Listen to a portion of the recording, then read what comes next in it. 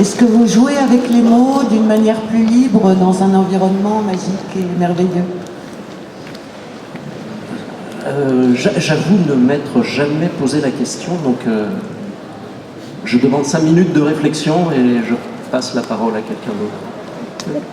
Oui, moi je mets des contraintes dans mon écriture. Le but de mon écriture, c'est ce que j'appelle la lecture interne et la lecture externe. C'est-à-dire que j'écris toujours mes textes pour moi, dans un sabir qui m'appartient, que j'aime beaucoup, mais alors j'oblige personne à aimer ça parce que finalement c'est pas très compréhensible. Et quand je veux être publié, je réécris à usage externe pour être lu de l'extérieur. Et notamment j'ai écrit un livre qui est là pas du tout ni magique ni science-fictif. C'est l'histoire de France pour ceux qui n'aiment pas ça. Tout simplement parce qu'un jour mon fils qui avait 10 ans est venu me voir et m'a dit maman, Napoléon c'est avant ou après Charlemagne? Alors j'ai fait comme la poule, j'ai fait et j'ai pondu un livre. Je me suis dit, c'est pas possible, on peut pas le laisser comme ça. Et j'ai écrit l'histoire de France pour ceux qui n'aiment pas ça. C'est des chapitres très courts, dans un langage très clair, pour enfants de 10 ans qui ont, on va dire, quelques lacunes. On l'a écrit ensemble avec mon fils, et tous les soirs, je lui lisais le chapitre que j'avais écrit dans la journée, et je voyais ce qu'il comprenait. Et à un moment, je parle du World Trade Center. Et il me dit, ouais. Et je lui dis, mais c'est les tours, l'avion. Il me dit, ah, les tours jumelles. Alors, j'avais mis World Trade Center, j'ai mis les tours jumelles, tout simplement parce que le champ lexical actuel du jeune moyen, et ben, ces tours jumelles, c'est pas World Trade Center. Et c'est un exercice qui m'a beaucoup appris sur la façon d'être recevable par d'autres personnes que soi-même. Parce que écrire, c'est quand même un partage. On est en train de parler d'écriture pour jeunes, c'est vrai qu'il y a un travail particulier à faire pour cette écriture. Est-ce que la fantaisie ou la magie vous semble parler mieux aux jeunes que d'autres formes? Est-ce qu'on a envie d'être enchanté quand on est jeune, peut-être encore plus souvent que quand on est plus âgé? Je dirais que mes premiers, à part La Marque de la Bête, mes premiers romans plutôt plus pour adolescents étaient plutôt du thriller ou du roman historique. Donc, je pense qu'il n'y a pas de règles en fait. On essaye au départ. Enfin, moi ça a été, je pense, mon cas est tellement d'erreur. Quand j'ai commencé à écrire pour les adolescents, à me dire mais ça tu devrais peut-être pas mettre ça, tu devrais peut-être pas écrire ça, tu devrais peut-être pas oser. Et puis finalement, j'ai quand même écrit un premier roman jeunesse qui parle d'inceste. Donc finalement, partant de ça, il n'y a pas d'autre limite que celle que les éditeurs peuvent éventuellement nous mettre, que celle qu'on se met parce qu'on est un peu, parfois on a des idées préconçues. Mais je pense que les lectorats sont ouverts. Qu'un ado va aussi bien s'intéresser à une dystopie ou un roman de fantasy qu'à 4 filles et un jean ou les métiers pour les petites filles qui ne veulent pas devenir princesse de Catherine. C'est vraiment pour moi tout peut être complètement poreux. Ce qui peut changer, c'est l'écriture, et l'écriture en revanche, en tout cas en ce qui me concerne, s'adapte à l'histoire. Je ne vais simplement pas écrire pour parler un peu crûment, Mère Conchée, quand j'ai un roman qui se passe au XVIIe siècle parmi la noblesse. C'est vraiment juste une question de logique. Voilà. Donc c'est l'histoire qui guide la forme. En général, ouais. Jérôme, c'est pareil. Est-ce que tu sais au départ si tu écris de la fantaisie ou pas, ou c'est l'histoire qui s'écrit et tu vois la forme qu'elle a prise après coup? Alors en l'occurrence, pour Féerie pour les ténèbres, oui, clairement, d'abord j'ai pas de culture en termes de fantaisie, j'en ai eu très peu. Donc je peux pas me raccrocher au genre avec des références, enfin, mes références sont très très limitées. Donc j'avais la simple envie de créer, d'écrire un truc extrêmement bizarre avec et de construire un univers, voilà, de construire un monde. Alors ça, peut-être c'est un acte magique d'ailleurs, de construire un monde. Et c'était ma seule envie en fait. Après que je saurais faire de la fantaisie ou à d'autres genres, ça m'était totalement secondaire. Plus tard, d'ailleurs, c'est plutôt les éditeurs qui m'ont dit ça, c'est de la fantaisie. Ce dont je ne suis toujours pas convaincu du tout. Oui, alors quand Jérôme Norès dit qu'il n'a pas de culture, surtout ne croyez pas une seule seconde, Féerie pour les ténèbres. Je parle pas de culture en fantaisie. Voilà. Féerie pour les ténèbres, un truc absolument fabuleux, c'est un des rares livres qui m'a poussé à passer plus de 2 heures dans les toilettes de la société où je travaille, à m'attirer des remarques désastreuses parce que j'arrivais juste pas à Je l'ai écrit dans les toilettes d'ailleurs. Ah bon, bah voilà, ceci explique cela. Il y avait des glaires. Mais je voulais rebondir sur ce que disait Charlotte. Il y a une chose qui est très vraie, c'est le problème de la littérature jeunesse. Moi, quand j'ai écrit un livre effectivement pour jeunes, je ne l'ai pas écrit à partir de 10, 12 ans, peut-être 15 pour ceux qui sont les moins acclimatés à la lecture. Un enfant, au moins au niveau littérature, est un adulte et il peut tout lire. Voilà. Donc je n'ai moi jamais vraiment écrit pour la jeunesse. J'ai écrit pour un jeune qui avait certaines lacunes de connaissances parce qu'il a juste pas mon âge.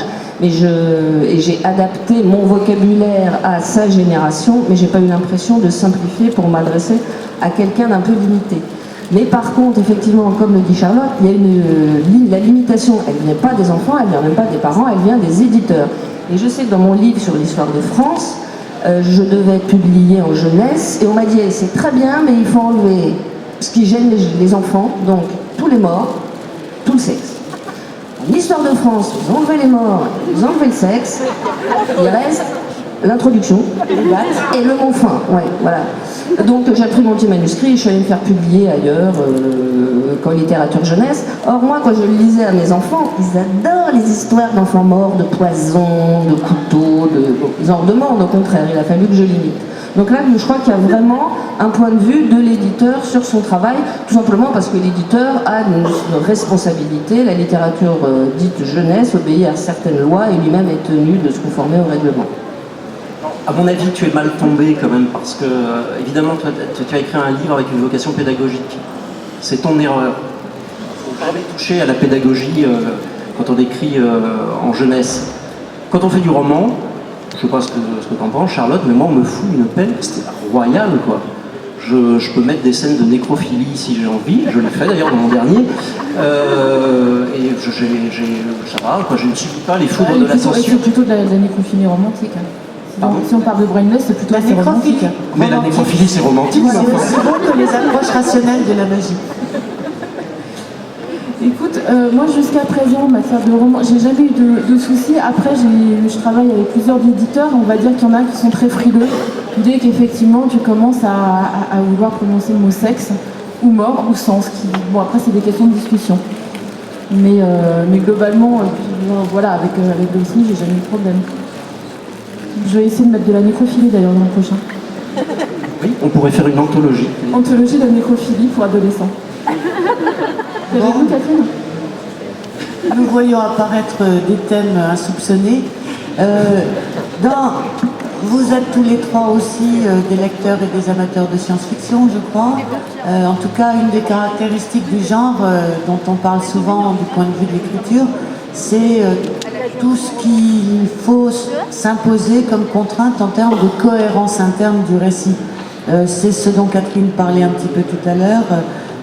Si quelqu'un a des pouvoirs, il est logique que ces pouvoirs fonctionnent à peu près toujours de la même façon, les conséquences doivent être rationnelles. Est-ce que vous vous imposez des règles de cohérence? Est-ce que vous essayez d'être rigoureux dans des univers qui, par définition, sont quand même des univers dont vous êtes totalement maître et où vous faites ce que vous voulez, comme vous voulez? En général, un livre s'écrit un peu tout seul, donc on essaye juste de le suivre. Une fois qu'on a commencé le premier chapitre, les personnages vous échappent.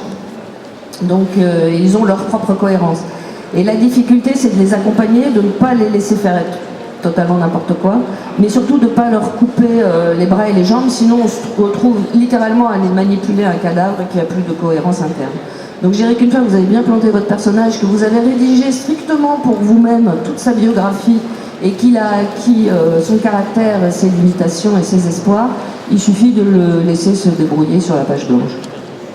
C'est quelque chose que vous faites, Jérôme et Charlotte, inventer vos personnages en écrivant leur biographie avant d'écrire l'histoire?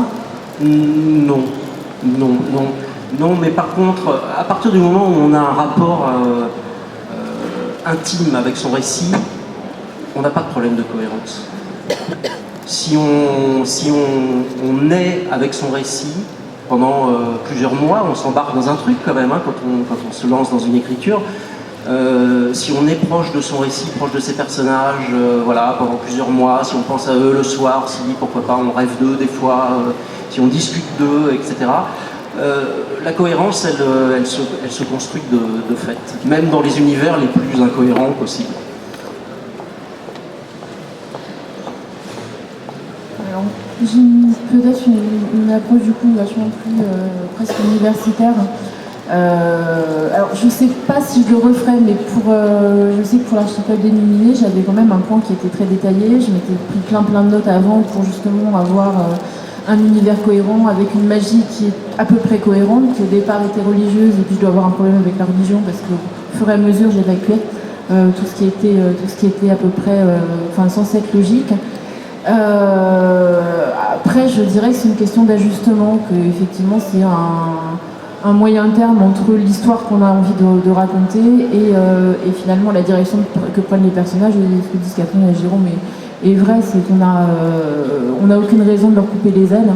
Et à partir du moment où on insuffle finalement je dirais presque une part de nous-mêmes dans les personnages, il faut prendre le risque et de les laisser vivre et de faire naître une nouvelle histoire.